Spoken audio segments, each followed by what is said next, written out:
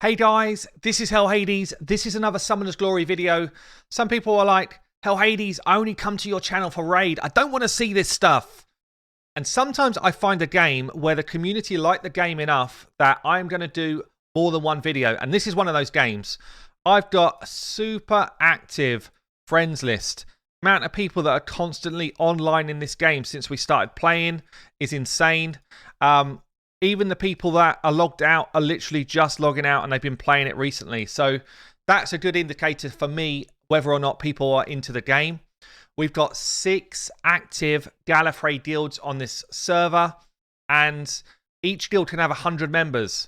So again, that gives me a really good indication of how many people are loving this game. That's why we're doing another video. This video is going to be about 10 reasons that I think you should try this game.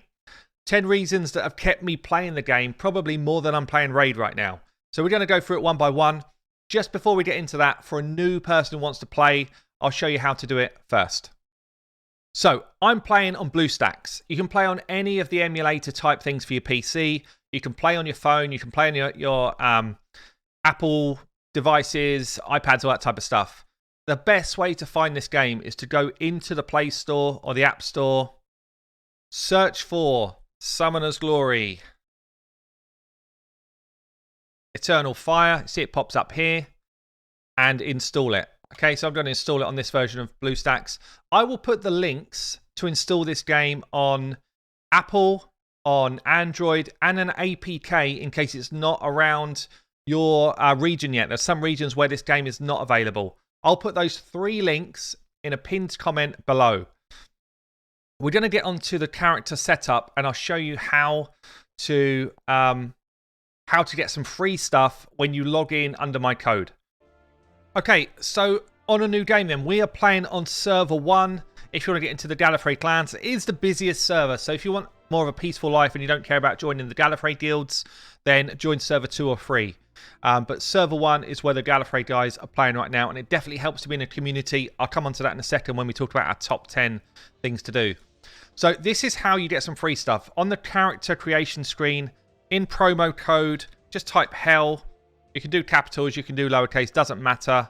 Okay, and then that's going to give you some free summoning books when you join the game, a free S tier champion as well, and I think you get some golden stuff as well.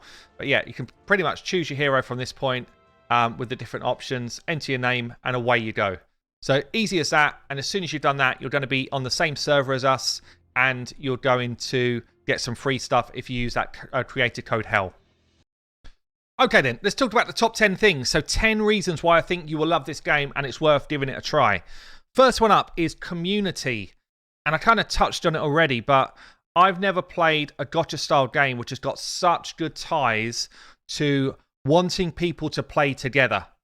Okay, there's a few things around this. So firstly, you can have a friends list. Okay, and you can send your friends energy on a daily basis, and you can receive energy from your friends as well. So I can give out free energy refills to a bunch of people on my friends list or in my guild, and they can give it back to me. So that's one thing, and it feels like that's a small thing. Hold on a minute. Who doesn't want more energy when you're playing this style of game? Okay, so that's one. Second thing is, if you're stuck in a certain area of like the story, you can actually cooperate, you can actually collab with 2 other people on your friends list to help you get through some tough content. There's some areas of the game which are kind of big dungeons where you actually need more than one player to play with. It's like playing a proper MMO like a World of Warcraft where you need a team to beat a dungeon. It's super fun. It's really cool. Also means that higher level players can come in and help you get through some content if you need it, or if you need to go and grind some particular gear, they can actually help you grind through that gear. So Fiction, actually, who is a partner with me on the website, he's been grinding me through some different dungeons in the game. It's really fun. Another thing you can do in this game is, with the community, basically get endless free summoning books. Okay, so if I'm standing anywhere around here, you can see a bunch of Gallifrey guys in, by the way. Look at this, Gallifrey, guilds above their head. Gallifrey. If I decide to summon with one of my big boy books, basically 4 other people can join the summon. See what he's doing here? This guy's just joined the summon. Other people can join in the summon. If I get 4 people that do it, I get an enhanced chance to get top tier champions. And everybody who helps me summon will get themselves a summoning book themselves. So it becomes a really free-to-play friendly game for someone who doesn't want to buy books. So I've got 2 here. If I announce it, which is what we do in our Discord, by the way, if we announce that we're going to do that summon, we will get a group of the Gallifrey guys together in a private room somewhere on the server. Actually got an SS tier champion out of that, Siren. And everybody who's involved in that summoning session will be gaining free books. So really cool from like a community point of view. And from what I'm seeing in terms of like future patches, it's something that they're going to hone in on, in terms of pushing it further and further. Second thing that I want to talk about here is the battle assistant. I love this. This is one of my favorite things. I talked about raid taking up a lot of time. And in fairness, Summoner's Glory could take up a lot of time as well if you let it. But once you've completed some stuff on a high level, see this here, I've sent my battle assistant out with my troops to farm potions in effect. So I'm farming Essence of Life, I'm farming summoning books. I can farm things like blacksmith materials, I can farm gold, and you send them out. And then basically there's a timer. You can go at AFK, you can come back to the game in a few hours, and it will have completed the tasks for you. You come back, when you complete them, I'll do a quick claim here. When you complete them, you get your resources. You also get XP for your phantoms and your main character for doing this work. So it's a way of AFK farming a lot of the materials you need to level your champions, to level your phantoms up fast.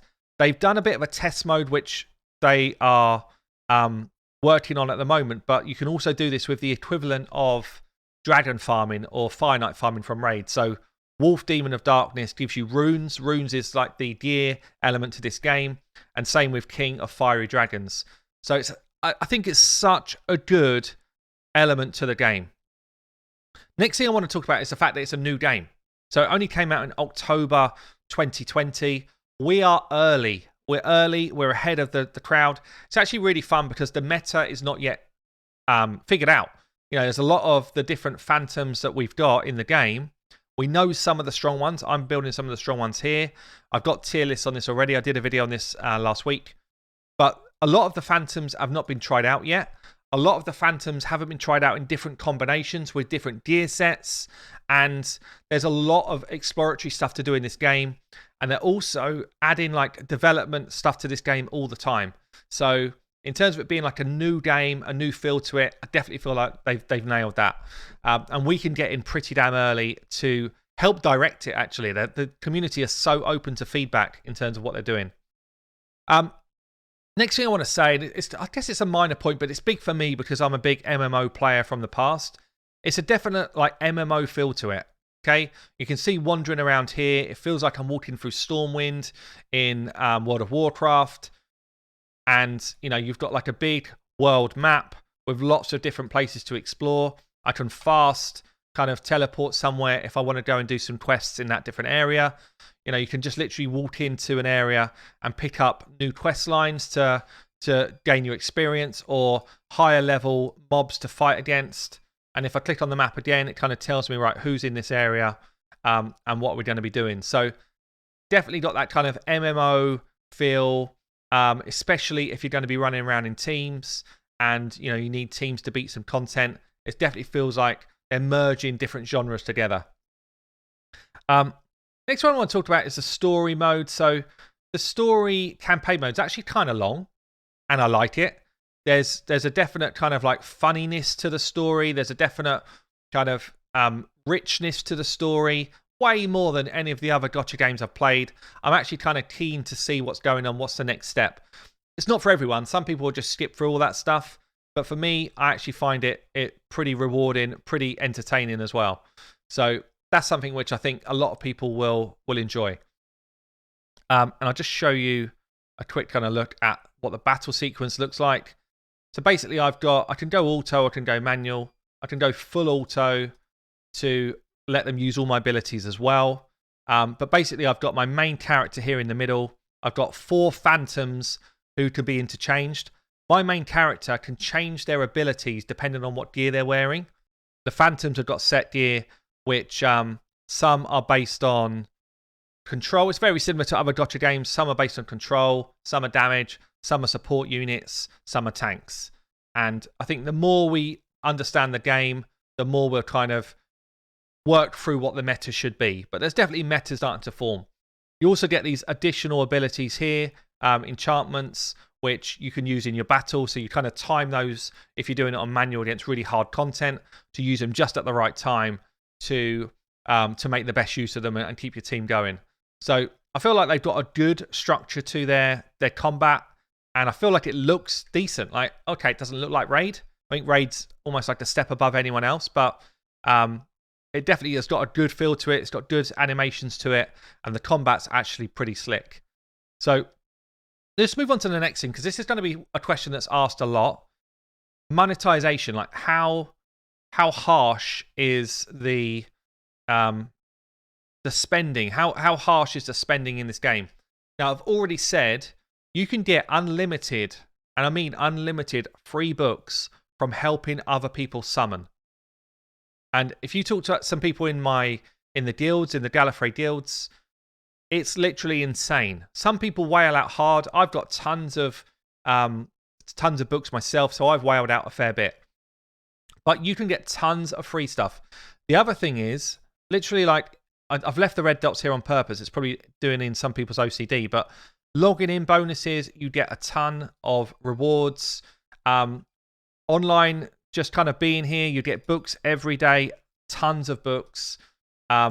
When you are summoning, you gain a load of bonuses through different activity as well. I'm trying to find where it is. It's this one here. Now, this is just for being...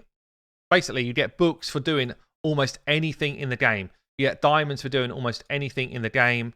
You've got your daily quests where you get a bunch of resources as well. So they do a really, really good job of making this totally free to play if you want it to be. And obviously you can speed turbo your way through the game by spending money as well. Like any game like this, but it's way more free to play friendly if you want it to be. Talking to the developers, where they actually want to go with spending in this game is cosmetics. So they want people to spend their own money on buying skins for their character or skins for their phantoms. Yeah, so I've talked about this a lot in Raid, but it's basically buying your upgrade skins when they're available, and they're not. They kind of switch these over on a fortnightly basis, but you basically can pick up these cool different visuals for your phantoms, and I think this is a great way to monetize a game. It doesn't change how powerful you are. It doesn't speed up your farming rates or anything like that, but the game still makes a lot of money. They've also give you a free pack every day, and this is something which I've not activated yet, but look at this if you want to spend money. Summoning Book Permanent Gift. So every single day, if you buy this pack, you get summoning books. Every day, one epic summoning book forever. How good a value is that? And that epic book is basically a chance to get SS tier champions, yeah? Every day, you get a chunk of diamonds with this one. These 2 packs are such good value. It's mental. Absolutely mental. And then otherwise, you can kind of purchase stuff in the game, but you definitely do not need to. You definitely don't need to. You are constantly... I'm trying to find where the other stuff is. Career, here it is. So you're constantly doing different quests, and you're claiming rewards for doing them. There's just so many ways in the game to get stuff. So many. It's almost too many. You know, I'm constantly seeing red dots. I'm like, right, what did I do now? What did I do this time? And that's probably something they need to enhance, is like keeping everything a bit more together. But there's just so many ways to earn rewards in this game for a completely free-to-play player. So you see I've earned some more here, more summoning books, more summoning books. It's like mental. It's absolutely insane. So from monetization point of view, really good. Now if we talk about content. So content in the game, they have got the potion keeps, They've got the equivalent of dungeons. They've got the demon tower already, which is like a Doom tower. Maybe I'll show you that in a second. They've got the warrant quests. They've got the team modes, adventure modes. They've got arena. The arena, I'd say, is kind of weak right now, but they're reworking it, so they are aware of it. I'd say it's got a ton of content for a 4-month, 5-month-old game. And the one thing I'd say could do with being enhanced is the clan boss type scenario, the clan boss type content, but it's something they're aware of as well. And the true endgame content needs to sort of slicken up. But in terms of dungeons, in terms of kind of day-to-day stuff, it's a ton of fun. There's loads to do. It's enjoyable content, and it does kind of keep pulling you back in. So I think they've done a good job for a young game at having a ton to do. Right, next thing which they've got already cooked into the game are leaderboards. So you might be like, well, does that matter? It's just cool. It's just cool. So I can look at top players in the game. Fiction up here. Look at that, Gallifrey Guild. Rocking it for Gallifrey. I think I'm pretty high up. Here you go, 17th. This is based on our power. And actually, we're kind of good friends with a bunch of the high power players. So, we know a lot of these guys. What you can do is you can view their setup and you'd be like, right, what are the top players rocking in terms of gear? What type of gear are they using? Okay, she's using gold set, dragon gleaves, triumph boots, yeah. And I can also look at their formation and understand what type of phantoms are they using, what type of enchantments are they using, because it directs me to know what should I be putting on my guys. So it's a really good resource to be able to just understand what's going on. So this is in their BM, which is like their player power. You also you can check by level, you can check by wealth, by how far they've got in the demon tower, like a whole bunch of stuff. Who's rocking in the arena. I'm not really sure what Charm's all about, to be honest, but Samantha's foot, that's that's a really active person on my Twitch. I'm pretty sure that's Rick. But yeah, basically, again, you can just check out the different stuff they're using. So I think from a leaderboards point of view, they've nailed it. I think it's cool. Now, I talked about this a little bit already, but build variety. So on my champion here, I've got gold cuirass. So my gear basically enables me to do different stuff. This is my main character gear, and you get different set bonuses for different types of gear. So gold set is basically giving me a whole bunch of health, and allies taking less damage. It's a really strong set. But I could use something else. So I could go into Tide set, and it would improve my speed. Every time I equip a different type of weapon, it gives me different abilities. So an Ice Dragon Saber is one of the best weapons in the game. Basically, allows me to absorb enemy attack bar, which is turn meter. And it's got a good chance to freeze as well. And then I've got this other ability here, or this other weapon here, the Cold Axe, gives me a really strong chance to freeze the whole enemy team. So depending on what type of content I'm running, I would change my weapon and completely change the style of play that I'm going to go for. Similarly with my phantoms, depending on the type of phantom, I can actually run different runes.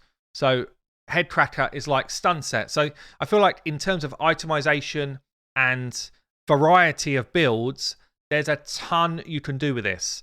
There's also a ton you can do in terms of bringing different types of phantoms together with different abilities. So I don't think it's just like one size fits all. It's definitely something they're improving in terms of how fast you can level these guys, because really at the moment you can only level one main team fast. Everyone else is kind of a bit of a slow build.